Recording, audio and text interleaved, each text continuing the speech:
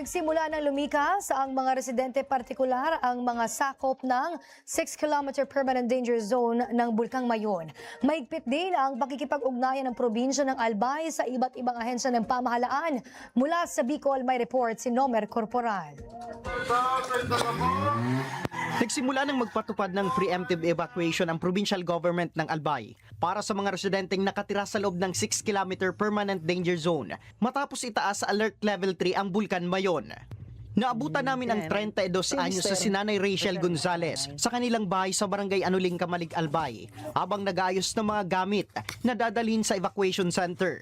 Aminado si Nanay Rachel na mahirap ang sitwasyon para sa kanilang pamilya, lalo pat pagsasaka sa paanan ng bulkan ang kanilang ikinabubuhay. Gayunman, mas pinili nilang sumunod sa utos ng mga otoridad para na rin sa kaligtasan ng kanilang pamilya. Ba din po kasi may mga bata dito ng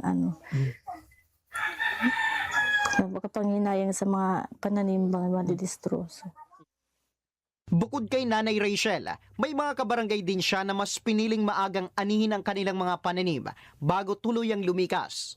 Ayon sa datos ng lokal na pamahalaan, umabot na sa 100 at 66 na pamilya o 578 individual ang inilikas mula sa Barangay Anuling, Barangay Kirangay at Barangay Suwa. Ang hinahanap buhay po talaga dito is pagtatanim, kaya hindi lang si IDPs ang affected, even din po si mga residents namin na nakatira na doon sa relocation site. Affected din po sila kasi yung kabuhayan nila is nandito po.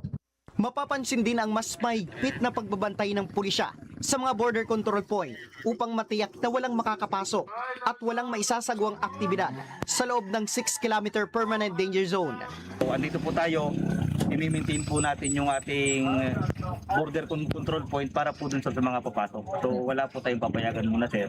For the meantime na nag-aalboroto po si Mayon.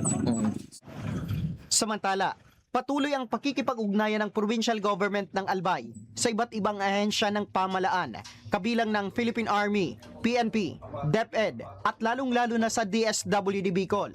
Ito'y upang matiyak ang agarang paghatid ng tulong sa mga evacuee mula sa Kamalig, Ginubatan, Daraga, Malilipot at Tabaco City. We're talking about six municipalities and a total of 2,889 individuals or 700 more or less plus na pamilya. So ito po ang ililikas natin. Ito ang kailangan para sa safety purposes sa mga evacuation center.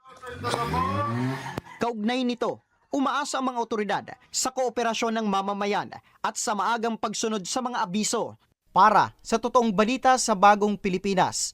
Nomer Corporal, Congress News.